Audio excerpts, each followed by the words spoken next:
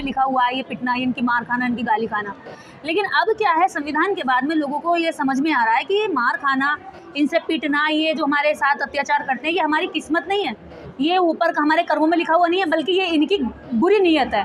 तो अब जो लोग हमारे लोग प्रतिक्रिया कर रहे हैं उनकी क्रिया पर, तो ये चीज़ें फिर ऊपर से सोशल मीडिया, तो सोशल मीडिया के माध्यम से पूरे राष्ट्र भर की अलग अलग देशों की और अलग अलग देश के कोने की खबरें हमारे तक आ जाती हैं।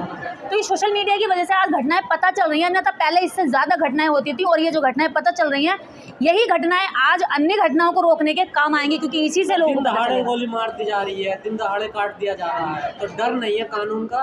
आपको पता है मिर्चपुर कांड, ना जाने हमारे गोहाना कांड, हमारे यहाँ गमा कांड हुआ था, 5 लोगों को मार करके जमीन में दफना दिया था, हम लोगों ने धरना दिया था, तब उनके कंकाल निकाले थे 17 दिन बाद। तो ये ऐसी घटनाएं चलती आ रही हैं। मैं जो अभी बता रही हूँ गमा कांड की, ये लगभग आज से 9 से 10 साल पुरानी घटना है। तो ऐसी स्थिति इस भारत के अंदर दलितों पर अत्याचार की घटनाएं ये नई नहीं चली आ रही हैं, लेकिन अब लोगों को इसके बदले आवाज़ उठाने की हिम्मत आ गई है। पहले डरते थे, घबराते थे, अब उनका डर निकल रहा है। तो अब मैं ये कहती हूँ हमारे लोगों को कि तुम ये मत सोचो कि तुम्हारे किस्मत में लिखा है इसलिए ये तुम्हें पीट रहे, नहीं, इनकी नीयत खराब है। अगर तुम्हें पीट नहीं आ रहा है तो इनका हाथ पकड़ो, इनसे पूछो कि भाई क्यों पीट रहे हो, और तब भी ना माने तो हाथ तोड़ दो। ये कानून तुम्हें इसकी इजाज़त देता है, सेल्फ सुरक्षा की बात कर रहे हैं। तो दीवारों पर लिखा जा रहा है कि चमारो भारत छोड़ो। अरे भाई, चमार अपना गांव ना छोड़े, भारत तो कैसे छोड़ेगा? चमार अपने गांव से इतना प्यार करे, भारत से तो बहुत प्यार करता है वो। दिल्ली यूनिवर्सिटी में ये लिखा जा रहा है, तमाम यूनिवर्सिटियों में कि मनुस्मृति पढ़ाई जाएगी और चमारो भारत छोड़ो। यूनिवर्सिटी में, बड़े बड़े यूनिवर्सिटी में, जो सेंट्रल दिल्ली है वहाँ पर जातिवाद के यूनिवर्सिटियों में नहीं है क्या? जातिवाद सिर्फ गांव में है, जातिवाद यूनिवर्सिटियों में भी है। जातिवाद शिक्षा के हर संस्थान में जातिवाद है। अभी आपने देखा मोदी नगर का एक प्रधानाचार्य क्या कह रहा है, तू चमार का है तो तेरे से तो मैं ज़्यादा फीस वसूलूंगा, जितने भी चमार है सबको सस्पेंड करूंगा, सबसे ज़्यादा फीस वसूलूंगा। उसके ऊपर हुई ना कार्रवाई, उसका स्कूल की मान्यता भी रद्द कर दी गई है। तो संविधान सबको एक ही तरीके से नज़र से देखता है, सबका एक तरीके से इलाज करता है। तो संविधान, कानून इनका इलाज करने के लिए तैयार है, बस ज़रूरत है कि उसमें लागू करने वाले लोग ईमानदार होने चाहिए। इलाज करने के लिए तैयार है संविधान, सबका इलाज कर रहा है। मैं अगर अपराध करूंगी तो मेरा भी इलाज संविधान सही तरीके से करेगा। खुले घूम रहे हैं। मैंने कहा ना, मेरी आखिरी लाइन सुनिए ना, कि उस संविधान को, उस कानून को लागू करने वाले लोग संविधान के प्रति ईमानदार होने चाहिए। लेकिन सिस्टम में जो लोग बैठे हैं वो संविधान विरोधी लोग बैठे हैं। इस देश के अंदर जो सत्ता में बैठे हैं वो संविधान से नफरत करने वाले लोग बैठे हैं, दलितों से नफरत करने वाले लोग बैठे हैं, महिला विरोधी लोग बैठे हैं, महिलाओं को अब्यूज़ करने वाले लोग बैठे हैं। तो कैसे न्याय मिलेगा? ज़रूरत है कि देश की जनता को ऐसे लोगों को हटा करके सत्ता में अच्छे लोगों को, संविधान के रक्षकों को बिठाना चाहिए। संविधान और महिला और जो देश की हर आवाम जो गरीब के लिए भी काम करें, ऐसे लोगों को चुनना चाहिए। पहले तो जनता को अपने टेस्ट समझना चाहिए, क्योंकि जनता भी ऐसे लोगों को नेता मानती है जिसकी मूछें चौड़ी हों, जिसके पीछे 15-20 गुंडे चल रहे हों, जिसके आगे पीछे 10-15 गाड़ी हों, जो अल्लाह बल्ला कुछ भी बोलता हो, जिसके आगे पीछे कोई तमीज़ की बात ना हो, जिसमें ज्ञान की कोई कमी, मतलब ज्ञान रत्ती भर ना हो और वाहियात बातों की कोई कमी ना हो। तो ऐसे लोगों को जब तक समाज जो है अपना नेता मानता रहेगा, तब तक ये समाज बर्बाद होता रहेगा। जब इंटेलेक्चुअल व्यक्ति, जब समाज की असली मुद्दों की लड़ाई लड़ने वाला समाज के बीच में जाता, ग्राउंड पे जाता, तो समाज उनको हरा देता है। जब उनको हराता है तो कई अच्छे लोगों का मनोबल टूटता है। तो पहले समाज को अपना टेस्ट बदलना होगा। जब नागरिक, मान्यवर काशीराम साहब एक बात कहते थे कि बिकाऊ समाज ही बिकाऊ नेता तैयार करता है। तो बिकाऊ नेता कहाँ से तैयार हो रहा है भैया? ये कहीं आसमान से टपक के थोड़ी आ रहा है, हम वोट दे करके इनको तैयार कर रहे हैं। तो जैसा नेता तैयार करेंगे वैसी इस देश के अंदर सरकार चलेगी, जैसी सरकार होगी वैसा वो सिस्टम चलाएगी, और जैसे सिस्टम चलेगा वैसा जनता पे लागू होगा। तो जनता कहाँ भाग के जाएगी? कहीं जा ही नहीं सकती। दलितों को कीड़ा मकोड़ा समझा जाता है क्या? देखिए, दलित तो इनके धर्म ग्रंथों में हमेशा कीड़ा मकोड़ा रहा है। मैं आप बता दूं, संविधान तो इन्हें इजाज़त भी देता है सब तरह से बोलने की, मेरे जैसे लोगों को मीडिया में आने की, अपनी बात गांव देहात कहीं भी रखने की, मंचों पर खड़े होने की, सम्मान देने की।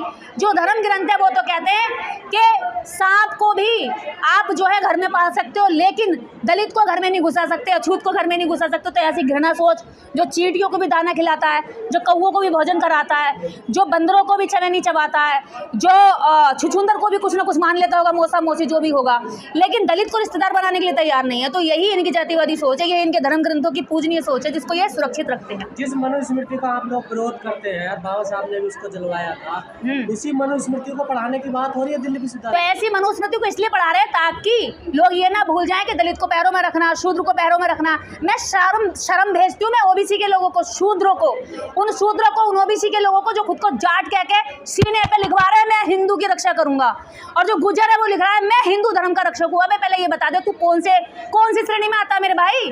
तू शूद्र में आता है, तू पैरों में आता है, तू उनके धर्म ग्रंथों में नीच आता है और तू धर्म की रक्षा करने चल रहा है। क्षत्रिय मानता। अरे मैं बता रही हूँ ना, अरे जिसको क्षत्रिय भी कई प्रकार के होते हैं। एक क्षत्रिय वो जिनको झुंझुना थमा दिया गया है, एक क्षत्रिय वो जो वास्तव में क्षत्रिय है। तो जो वास्तव वाले क्षत्रिय हैं झुंझुना थमाए वाले क्षत्रियों को लातों में रखते हैं अपनी। तो ऐसे लोगों को पहले अपनी जगह पहचान करनी चाहिए कि भाई तुम शूद्र किस जगह से पैदा हुए हो। ब्रह्मा के पैरों से होने वाला शूद्र कहता मैं धर्म की रक्षा करूंगा। अरे भाई पहले अपने अधिकारों की रक्षा कर ले। ओबीसी की बैकलॉग नहीं भरी जाती, ओबीसी का आरक्षण पर लगातार कुठाराघात हो रहा है और जनसंख्या काउंटिंग नहीं हो रही है, और तुम्हारी सबसे पहले मंडल कमीशन की रिपोर्ट आज तक लागू नहीं हुई है। EWS 48 घंटे के अंदर ब्राह्मण को चुटियादारी को मिल जाता है। देखिए इस देश का चमत्कार, देखिए जातिवादी चमत्कार। और मंडल कमीशन 20 साल से अधिक इस देश के अंदर लटका पड़ा है, ओबीसी इसको लागू नहीं करवा पा रहा। तो ये सोच देखो ना कि भैया तुम्हारा कहाँ छिन रहा, क्या नहीं छिन रहा। धर्म बचा लियो बाद में, मैं कह रही हूँ, लेकिन पहले खुद को तो बचा लो, बच्चों को बचा लो, शिक्षा को बचा लो, अपने रोजगार को बचा लो, अपने अधिकारों को बचा लो। पिछले तो क्या कोई दिक्कत नहीं है ना उन्हें, तो लड़ाई तो आप लोग। मैंने कहा ना पिछड़ों को दिक्कत जब होगी जब उन्हें समझ में आएगी। हमें तो समझ में आ रही है इसलिए हम लड़ रहे हैं। जब पिछड़ों को समझ में आएगी तो वो भी लड़ेंगे। कुछ पिछड़े लड़ भी रहे बेचारे, वो हिम्मत लगा रहे हैं, जोर लगा रहे हैं, लेकिन वो पिछड़े जो नहीं समझ रहे हैं वो उन पिछड़ों की भी टांग खींच रहे हैं। न्याय कैसे मिलेगा दलितों को? न्याय मिलेगा संविधान को समझकर, संविधान के अधिकारों को पढ़कर और अपने अधिकारों के रास्ते पर चलकर। क्योंकि इस सरकार में जब जब आप लोगों ने गलत लोग बिठाए तब तब आपके अधिकारों पर कुठाराघात हुआ है। अपने नेताओं को सही चुनो, अपने धर्म को सही चुनो, अपनी सामाजिक व्यवस्था को सुधार करो, अपने बच्चों को पाखंडवाद से निकालो, अपनी औरतों को बाबाओं के, पंडितों के और पुजारियों के जाल से निकालो। अपने बाप को पिंडदान खिलाने के बजाय उसे जीते जी रोटी देना सीख लो।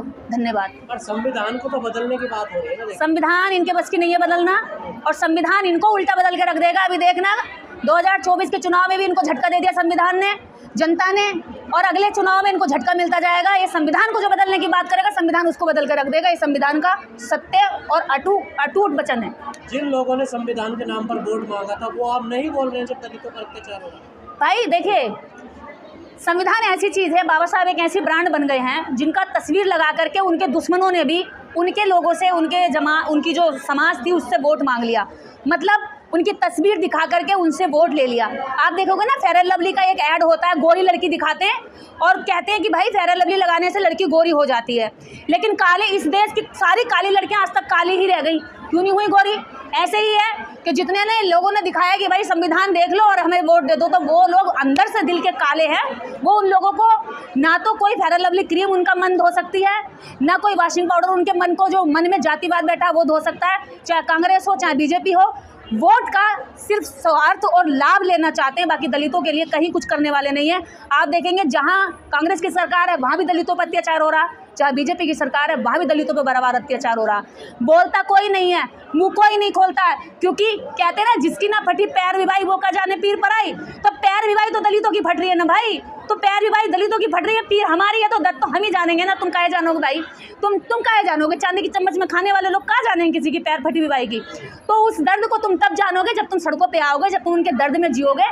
तो दिखावा जो है सामने आ जाता है। हमारा जो भला कर सकते हैं, हमारे विचारधारा के नेता कर सकते हैं, हमारे बाबा साहब का मिशन कर सकता है। उस पर चलकर जो जितने नेता पार्टियों के पिट्ठू बने बैठे, पपेट बने बैठे, चाटुकार बने बैठे, अगर इनमें मिशन आ जाए ना तो इस देश के अंदर एक एक MLA एक एक कॉलेज खोल सकता है और एक एक MP 4-4 डिग्री कॉलेज और यूनिवर्सिटी चला सकता है। लेकिन एक ने भी कहीं ना कॉलेज खोला, ना इंटर कॉलेज खोला, ना यूनिवर्सिटी खोली। हाँ, मंदिरों में चंदा जरूर देते हैं टाइल्स लगाने के लिए, मंदिरों की चोटी ऊंची करने को जरूर चंदा देते हैं ये हरामखोर, जिनके पैरों में फटी चप्पलें थी आज नेता बन गए। तो आज इन लोगों को ये देखना चाहिए, हालांकि कुछ अच्छे लोग हैं जो कर भी रहे हैं, उनके चक्कर में वो भी पिसने पर ये संख्या बढ़नी चाहिए। तो मैं अपने MLA MP से हाथ जोड़ के विनती करती हूँ, जो बाबा साहब डॉक्टर अम्बेडकर ने पूना पैक्ट पूरे समाज के समझौते के तहत तुम्हें रिजर्व कुर्सियां मिली थी, इन कुर्सियों की वैल्यू समझो। तुम एक एक कॉलेज, एक एक इंटर कॉलेज, एक एक यूनिवर्सिटी चला सकते हो, तुम एक एक चैनल अपना खोल सकते हो, लेकिन तुम्हारे बहुजन समाज के इतने मीडिया के चैनल चल रहे हैं, किसी एक बच्चे को तुम 1000 रुपये से कैमरा खरीदने में हेल्प नहीं कर सकते। यही है तुम्हारी कमजोरी और तुम्हारी कायरता।